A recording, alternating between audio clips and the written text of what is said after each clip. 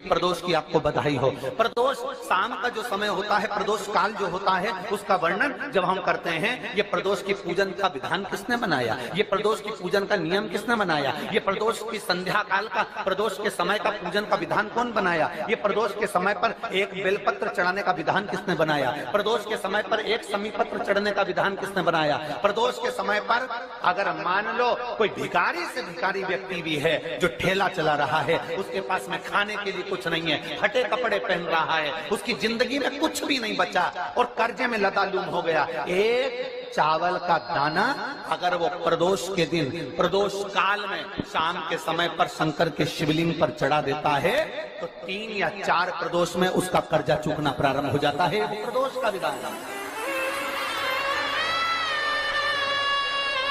इतना ये प्रदोष का वर्णन करा किसने, इतना प्रदोष की महत्वता बताई किसने, कौन करे इतना वर्णन।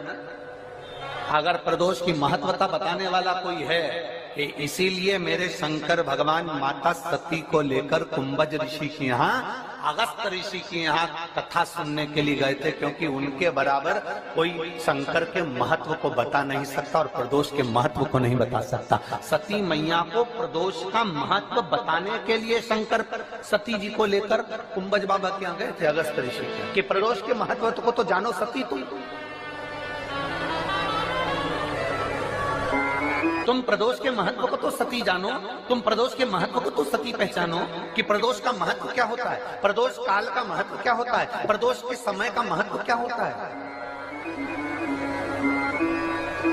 जिस समय पर सूरज डूब रहा हो, चंद्र प्रकाशित हो रहा हो, दोनों का मेल हो रहा हो, ना तो पूरा सूरज डूबा है, न पूरा चंद्र आया है, ना पूरा अंधेरा है, ना पूरा उजाला है, उस समय को प्रदोष काल कहा गया, उस समय को प्रदोष का समय कहा, प्रदोष काल कहा। अब कई लोग हमसे कहते हैं गुरुजी आप हमको प्रदोष का समय बताया करो कि प्रदोष काल किसको कहते हैं, प्रदोष का समय किसको कहते हैं। अब एक बात हम आप सबसे कहना चाहते हैं, जितने लोग आस्था चैनल पर सुन रहे हैं, जितने फेसबुक यूट्यूब पर सुन रहे हैं और जितने रेवाड़ी की इस पवित्र धरा पर कथा को सुन रहे हैं, आप सबसे एक बात कहना चाहिए, अगर हम समय देखकर बताएं आपको कि शाम को 6 बजे, 6:30 बजे, 6:30 पे लेकर 7:30 के बीच में ये समय है, या 5:30 से लेकर 6:30 तक का ये समय है, या हम तुमको बोल दें कि इतनी बजे ये समय प्रदोष काल का रहेगा या इतनी बजे ये समय रहेगा, तो देखिए कभी कभी ठंड का समय आता है तो दिन जल्दी ढल जाता है, कभी कभी गर्मी का समय रहता है तो दिन बहुत लेट ढलता है। इसलिए समय की गणना से मत चलो, आप तो ये अंदाजा लगाकर रखो कि दिन ढल रहा हो, अंधेरा होना शुरू हो रहा हो, सूरज डूब रहा हो, चंद्र प्रकाशित हो रहा हो, अंधेरा अपना काम कर रहा है, सूरज ढलता जा रहा है, दिन कम होते चले जा रहा है और अंधेरा थोड़ा बढ़ते चले जा रहा है। इन दोनों का जो मिलन का समय हो, अब वो कितनी भी बजे, आप तो बस उसके मिलन का समय निकाल लो, वही समय प्रदोष काल कहलाता है, वही समय प्रदोष काल।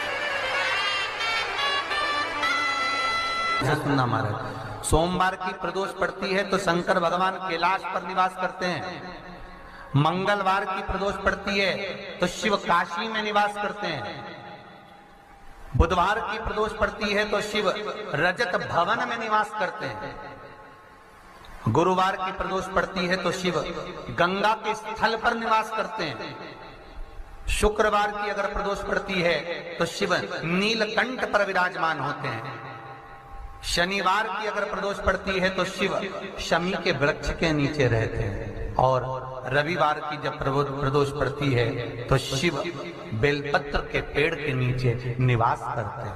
महाराज ये एकादशी शंकर से कह रही है कि आपका स्थान ये नहीं कि आप कैलाश पर मिले, उस बार को उस तिथि।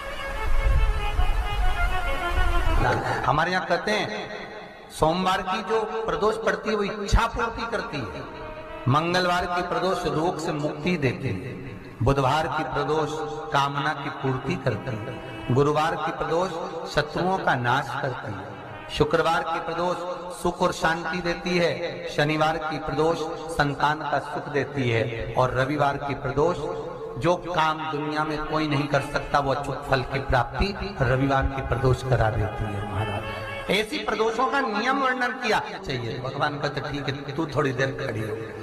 एकादशी सम्मुख खड़ी हुई, पार्वती जी ने जिस अंगुष्ठ का जल पीने के लिए लिया था हाथ में, बस पीने ही वाली थी, शंकर भगवान ने वही हाथ में जल लेकर एकादशी के हाथ में उसको देकर कहा ले, ये मेरे द्वारा निर्मित एक व्रत है जिसे त्रयोदशी के दिन तूने मांगा है, मैं तुझे देता हूँ।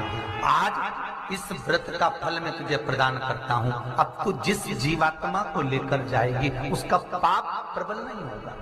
किसी स्त्री पुरुष बालक बुजुर्ग जो भी होगा जिसने प्रदोष का व्रत करा होगा वो जीवात्मा को तू किसी फल की कामना से नहीं स्वतः ही लेकर चली जाएगी, उसमें कोई कामना नहीं है। बन सके जीवन में 11 प्रदोष या 26 प्रदोष करने के बाद आप उसका उद्यापन कर कर विराम भी दे सकते।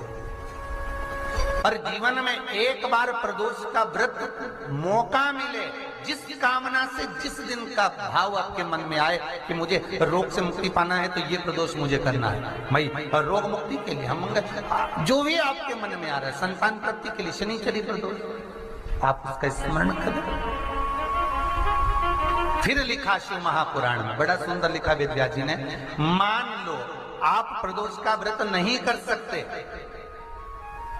आप अगर व्रत नहीं कर सकते तो प्रदोष के दिन प्रदोष काल में शाम का समय सूर्यास्त का कुछ पल कुछ घड़ी के पहले से लेकर बाद तक का प्रदोष काल के अंतर्गत आप शंकर जी के मंदिर में जाकर 1 लोटा पानी 5 बेलपत्र भी अगर समर्पित करते हैं तो संपूर्ण प्रदोष का फल आपके भाग्य में प्रबल हो जाता है। शत में नमक का सेवन वर्जित होता है। कारण क्या कारण होता है? उसका एक कारण माना गया नमक की वर्जितता। जिस समय पर एक नगर में एक ब्राह्मणी रहती थी, बहुत भाव से सुनिएगा, प्रदोष व्रत नमक को त्यागने का भाव प्रदोष व्रत की किताब में भी मिल जाएगा आपको, आप पढ़ेंगे तो सुना होगा आपने। एक ब्राह्मणी रहती थी एक नगर में, उसका पति नहीं था, छोटा सा बालक एक साथ में रहता, छोटा सा बालक। अब ब्राह्मण के घर की धर्म पत्नी है, ब्राह्मण कर्मकांड करने वाला, पूजन करने वाला, पाठ करने वाला, अनुष्ठान करने वाला, पूजन करने वाला, मंत्र जाप करने वाला, भगवत भक्ति में डूबने वाला।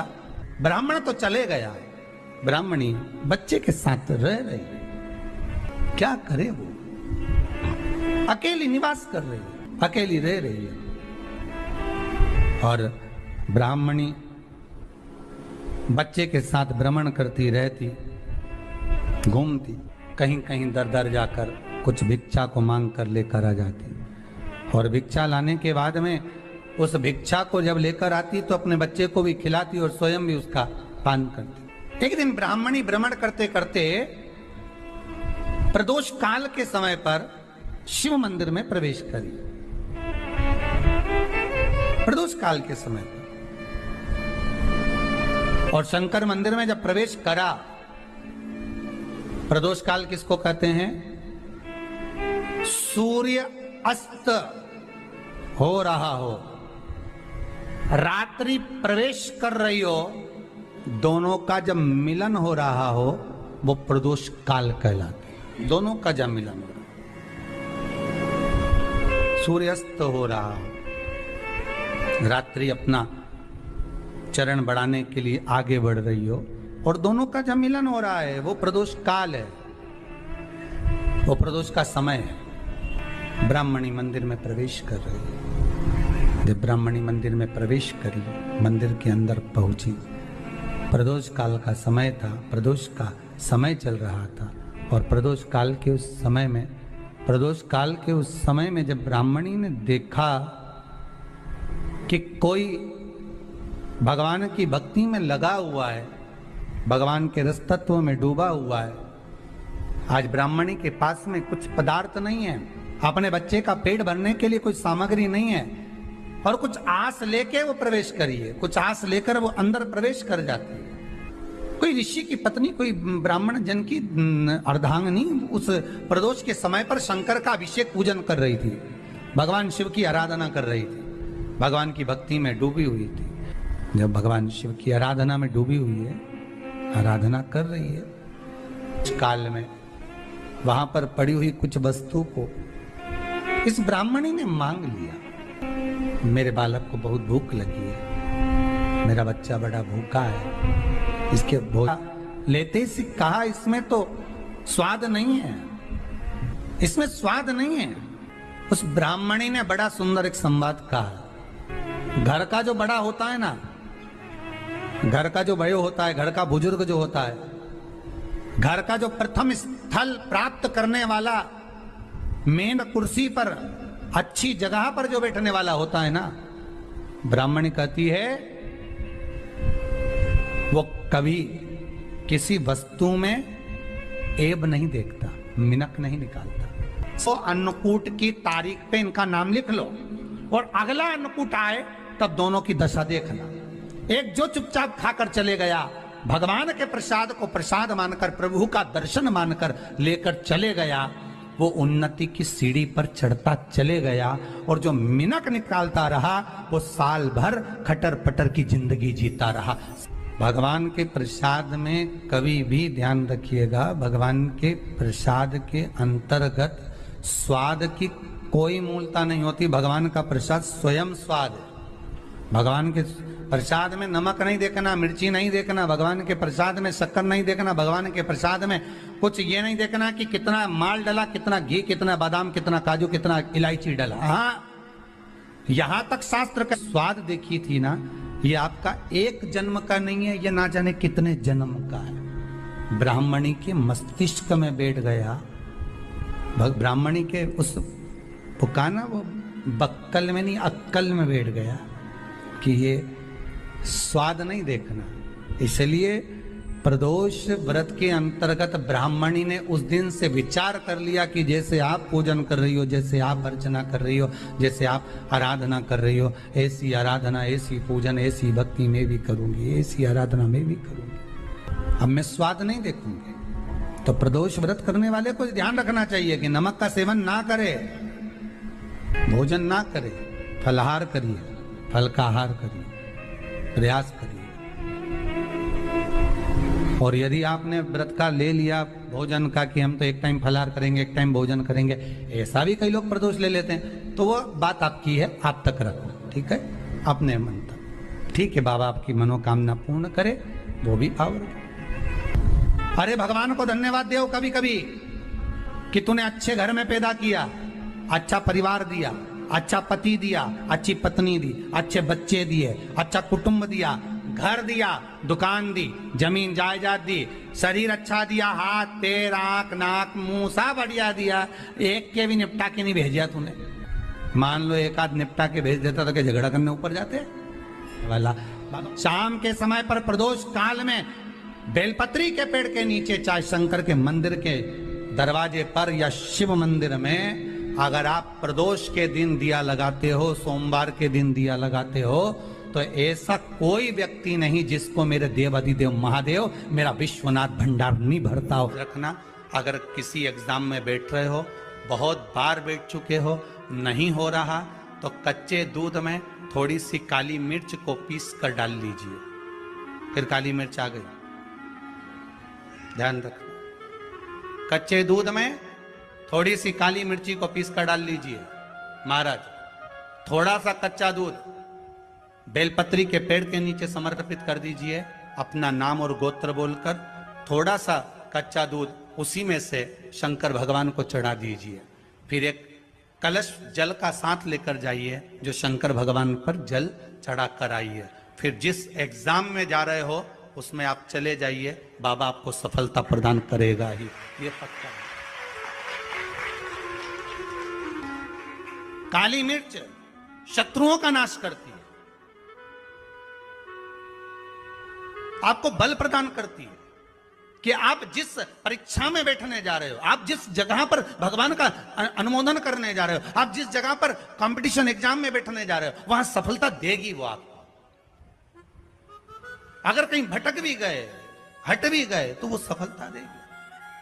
मात्र जल चढ़ाने के बाद स्पर्श मात्र कर लेने पर भी पार्वती और शिव की आराधना का पूरा फल हमें प्राप्त हो जाता है। प्रदोष काल में एक बड़ी सुंदर बात आती है। प्रदोष काल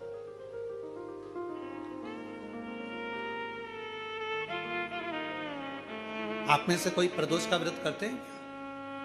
करते हो आप लोग? ठीक है। कितने लोग हैं जो नहीं करते? हाथ उठा लो। ठीक है, नहीं करते ना, कोई बात नहीं, रख लो, रख लीजिए। 26 प्रदोष का, 24 तो 12 महीने की और अधिक मास की 2, 26 प्रदोष का फल, 26 प्रदोष का फल एक क्षण में प्राप्त हो जाता है। एक क्षण में। कब? कहा जिस दिन प्रदोष का दिन हो, 26 प्रदोष में से कोई भी प्रदोष का दिन हो, और प्रदोष काल में आप अपने घर से जल और एक हाथ में घी का भरा हुआ दीप लेकर जिस दिन शंकर के मंदिर में जाते हो, शंकर को जल चढ़ाकर हाथ का स्पर्श जलाधारी पर कर कर शिव मंदिर में दीप प्रज्वलित कर देते हो, 26 प्रदोष का पुण्य फल उसी क्षण प्राप्त हो। 26 प्रदोष का फल एक ही दिन में, एक ही क्षण में प्राप्त हो जाता है। 26 प्रदोष।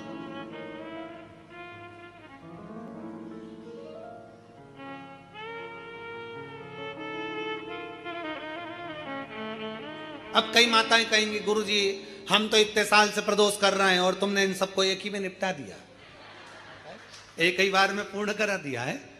हम इतने साल से कर रहे हैं, वो क्या? देखो तुम सब व्रत कर रहे हो ना, तो ये आजकल की जो नव युवक पीढ़ी है, ये हो सकता है व्रत कर पाए ना कर पाए। आजकल की जो नव युवक पीढ़ी है, बहुएं हैं, बेटियां हैं, नौकरी में, सर्विस में लगी रहती हैं, दिन भर उनको मानसिक टेंशन भी बना रहता है, घर परिवार सब देखना, करना, ये करना, वो करना, तो हो सकता है इनका प्रदोष व्रत नहीं हो पाए। तो पर ये भूल से भी प्रदोष के दिन, किसी भी प्रदोष में अगर शंकर के मंदिर में घर से जाते समय जल और एक घी से भरा हुआ माटी का दीपक बाती लगा हुआ लेकर चलेगा और शिव को जल चढ़ाकर पार्वती के स्पर्श कर कर दीप प्रज्वलन कर दें, बाबा को विनय कर दें, पूरी 26 प्रदोष का फल प्राप्त हो जाता है। उन बेटों, उन बच्चों नहीं है तो। शिव तत्व की प्राप्ति, भगवान शंकर की प्राप्ति, कार्तिक के महीने में जो 2 प्रदोष पड़े, शरद पूर्णिमा से लेकर कार्तिक पूर्णिमा के मध्य में जो प्रदोष पड़ती है, उस प्रदोष पर, प्रदोष काल में अगर एक आधी चम्मच भी गौ माता का दूध मिल जाए, एक छोटी सी कटोरी में सीधे हाथ में दूध और उल्टे हाथ में दूध, जल का पात्र या उसी पात्र के ऊपर दूध का पात्र रखकर हाथ में लेकर जो शंकर के शिवालय में देहली पर खड़ा होकर शंकर से अपनी कामना कर कर शंकर के मंदिर में जाकर दूध अशोक सुंदरी वाली जगह पर चढ़ाकर जल शंकर के शिवलिंग पर जो समर्पित कर देता है, देवाधिदेव महादेव उसकी कामना पूर्ण कर देते हैं, पूर्ण कर। दुनिया के लोग कहते हैं कि कार्तिक का महीना भगवान नारायण का है, दुनिया के लोग कहते हैं कार्तिक का महीना लक्ष्मी जी का है, दुनिया के लोग कहते हैं कार्तिक का महीना इन देवता का है, लक्ष्मी महारानी का है। जरा विचार करिएगा, माता लक्ष्मी स्वयं इस कार्तिक के महीने में शंकर भगवान की आराधना करती है। कार्तिक के महीने क्या नाम है शिव जी का? कुबेरेश्वर महादेव। कुबेरेश्वर महादेव का मतलब, कभी आप मोबाइल पर सर्च मारिएगा, कुबेरेश्वर महादेव का फोटो निकालिएगा, मूर्ति निकालिएगा, कि भगवान शंकर, एक तरफ लक्ष्मी जी बैठी है, एक तरफ कुबेर बैठा है। शंकर भगवान ओघड़दानी खड़े होकर माता लक्ष्मी और कुबेर दोनों को धन प्रदान कर रहे हैं, दोनों को संपदा।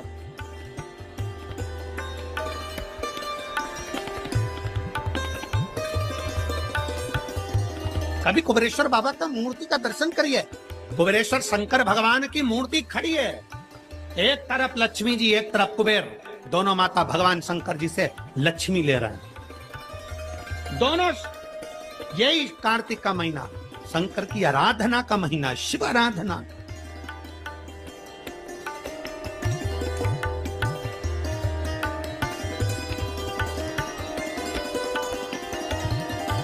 शंकर की आराधना कैसी करिए? शिव आराधना।